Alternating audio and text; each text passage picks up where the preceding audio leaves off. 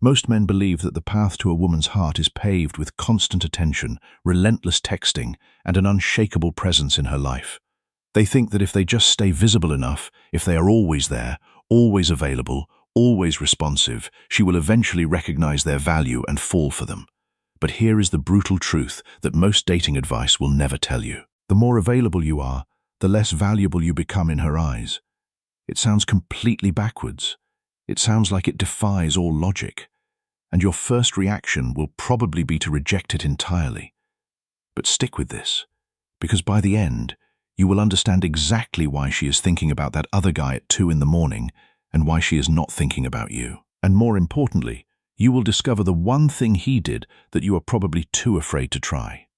What is about to be revealed is not a game. It is not manipulation. It is a deep psychological truth about how attraction works, a truth that has been understood by the wisest minds throughout history, long before modern psychology gave it a name. And once you understand it, you will never approach attraction the same way again. Most guys think they need to be constantly on her mind through texting, calling, or showing up everywhere she is. They operate under the assumption that visibility equals value. They believe that if she sees them enough, if she hears from them enough, she will eventually come to see them as indispensable. But here is what actually happens. She starts seeing you as predictable, safe, and ultimately forgettable. Predictability is the enemy of desire. When a woman knows exactly what to expect from you, when she can predict your every move, your every text, your every response, the mystery evaporates. And the worst part is that you become the guy she texts when she is bored, not the guy she stays up thinking about. This is a harsh truth, but it is a truth that will set you free if you are willing to accept it. The Stoic philosopher Epictetus taught that no man is free who is not master of himself, and part of mastering yourself is mastering your own need for validation. When you constantly seek her attention, you are not being free. You are being controlled by your desire for her approval, and that lack of freedom is deeply unattractive. Let us break down the biggest mistake you are making, the one that is actually training her brain to forget about you. Picture this scene. You meet a woman you really like. The chemistry feels real. The connection is there. So you do what feels natural. You text her good morning. You check in during the day. You make sure she knows you are interested. You are being consistent, right? You are showing effort. You are demonstrating that you care. But then something strange happens. Her responses get shorter. Her energy drops. The spark you felt, it is fading, and you cannot figure out why. Here is where it gets dark. Every time you text her first, you are actually teaching her brain that you are not valuable. This sounds harsh, but it is the truth. Think about the last show you binged on Netflix. Why did you stay up until 3 in the morning watching episode after episode? Because each episode left you hanging. The uncertainty kept you hooked. But what happens when you finish the series? You move on. You forget about it. There is no more tension. That is exactly what you are doing with your attention. You are giving her the entire season at once. No cliffhangers, no mystery, no reason to wonder about you. The human brain is wired to pursue what is uncertain, what is incomplete, what is just out of reach. When you offer yourself completely, when you leave nothing to the imagination, you kill the very thing that makes her brain light up with curiosity. The philosopher Seneca observed that we suffer more often in imagination than in reality. And attraction, in many ways, lives in the imagination. When a woman has to imagine you, when she has to wonder about you, when she has to fill in the gaps herself, you become more real to her than when you are constantly present. Your absence, paradoxically, makes your presence more powerful. Women are attracted to emotional momentum, not emotional satisfaction. When you are always available, always responsive, always predictable, you kill the momentum. You remove the very thing that makes her brain light up with curiosity. She is not thinking about you at night because she already knows exactly where you stand. She has got you figured out, and the human brain loses interest in puzzles it has already solved. This is not a theory. This is psychology, and it works even when logic says it should not. Now, you might be wondering, is he seriously suggesting I ignore her? That cannot work. Just wait, because what is about to be revealed is not ignoring her. It is something far more powerful. It is the exact technique that keeps you in her thoughts at 2 in the morning, even when she is with other people. The move that changes everything is this: create emotional gaps. Not games, not manipulation, but strategic absence that makes your presence more powerful. Here is the twist that nobody talks about. The gap has to hurt you, too. If you are sitting at home staring at your phone waiting for her to text, you have already lost. This only works if you are genuinely busy building something bigger than her attention. The philosopher Marcus Aurelius wrote that you have power over your mind, not outside events.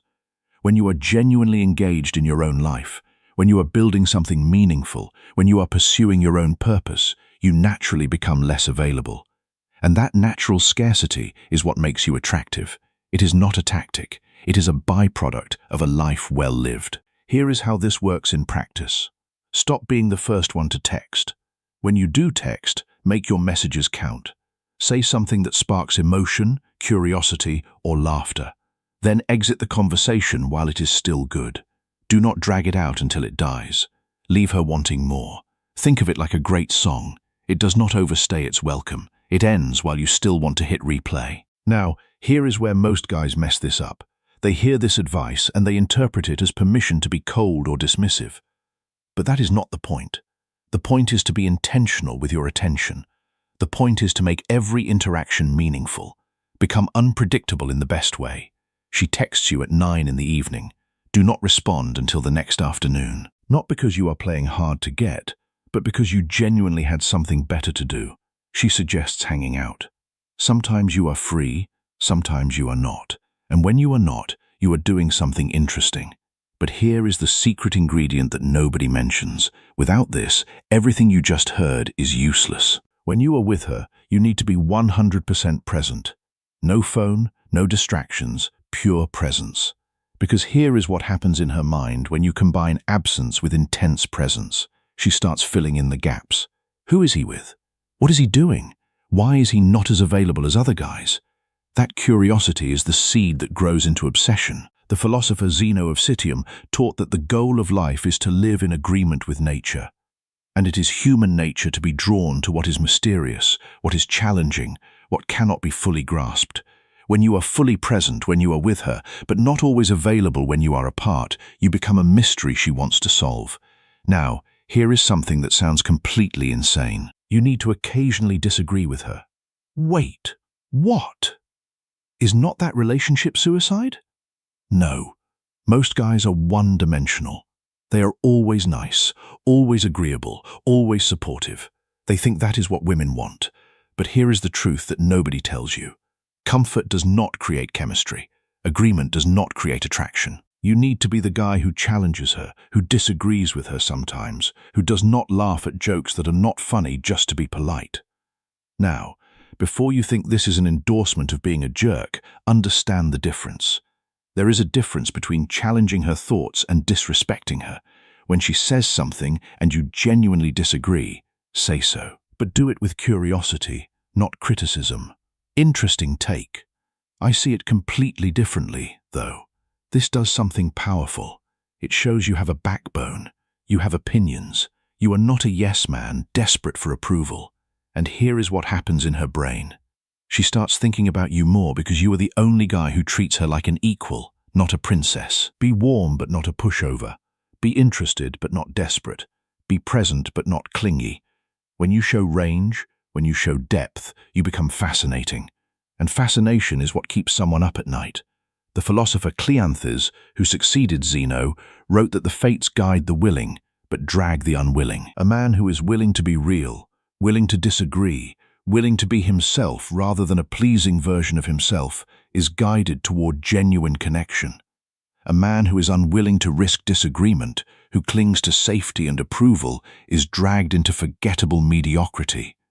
But now comes the most powerful technique, the future ghost technique. Here is another weapon that most men never discover. Shared secrets and unique experiences. Take her somewhere she has never been. Show her something she has never seen. Have conversations that go deeper than surface level. When you create memories that only exist between the two of you, you become impossible to replace. She might forget the guy who took her to dinner, but she will never forget the guy who took her stargazing at 2 in the morning and talked about dreams and fears. But here is where it gets really powerful.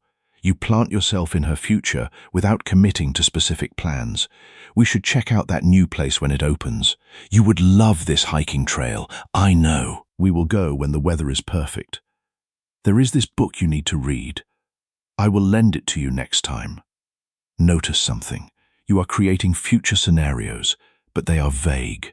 They are possibilities, not promises.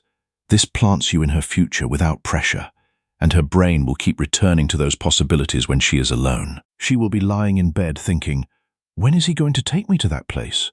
Did he forget? Should I bring it up? And just like that, you are in her head at 2 in the morning.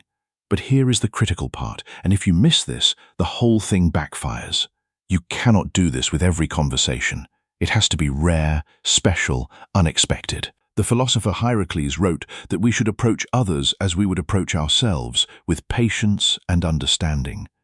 When you plant these seeds of future possibility, you are approaching her with patience. You are not demanding an answer. You are not forcing a commitment. You are simply opening a door and letting her imagination do the rest. Now, here is the timeline that most guys get completely wrong. And getting this wrong will ruin everything. When you pull back strategically, give it time. Real time. Not 2 days, not a week. Give her 2 to 4 weeks to actually feel your absence. Wait, 2 to 4 weeks? Are you insane? She will forget about me. That is what you are thinking right now, is not it? But here is the truth. If she forgets about you in 2 weeks, she was never interested to begin with, and you need to accept that. But if there was real chemistry, if you created real memories, she will not forget. She will wonder during that time. Level up. Hit the gym harder. Learn something new. Expand your social circle. Post moments that show growth. And here is the psychological trick that makes this work. When you come back into her world, you are not the same guy who left. You are better, more centered, more attractive. She sees your transformation and thinks, did I miss my chance with him? And that transformation is what makes her realize what she almost lost. The philosopher Musonius Rufus, a Stoic teacher who profoundly influenced Epictetus, wrote that we should not use our words to command, but to persuade and to teach. Your actions, your growth, your transformation, these are what persuade her. Not your words, not your promises, your presence and the absence that makes it meaningful. But here is what you are probably wondering. What if I do all this and she still does not care? Then you have your answer. And you saved yourself months, maybe years of chasing someone who was never going to choose you. This is not about making her chase you for your ego. It is about understanding that attraction is not logical, it is psychological. And the psychology is clear. People value what they have to work for. They obsess over what they cannot fully have. They think about what is uncertain. When you master this, you are not just getting one woman to think about you. You are becoming the type of man that naturally creates attraction wherever you go because you are not seeking validation. You are not desperate for approval. You are building a life so compelling that people naturally want to be part of it. And that is when everything changes. The Roman Emperor Marcus Aurelius wrote that the soul becomes dyed with the color of its thoughts.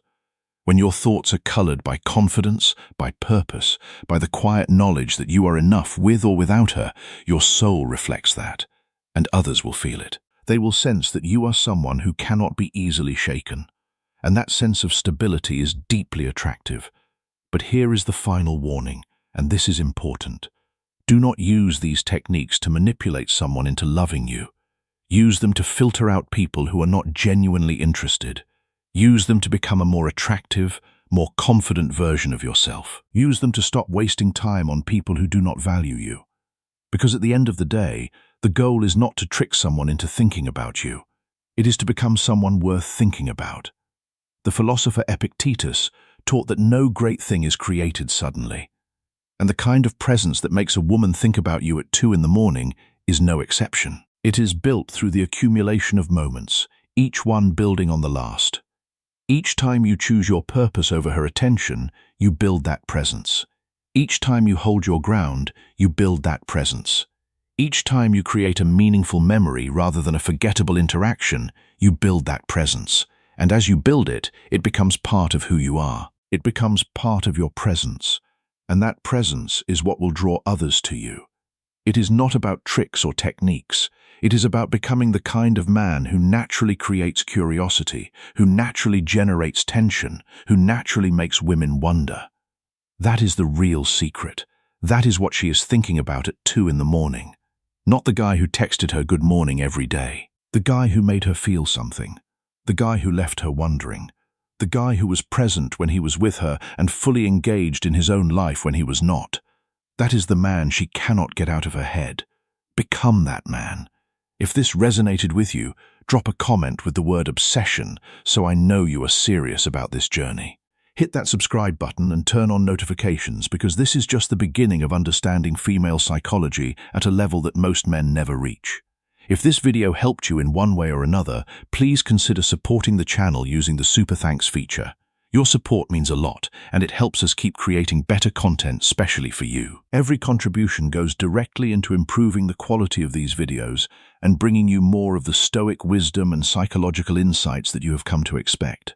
Thank you for being part of this journey. Stay grounded, stay present, and I will see you right here in the next one.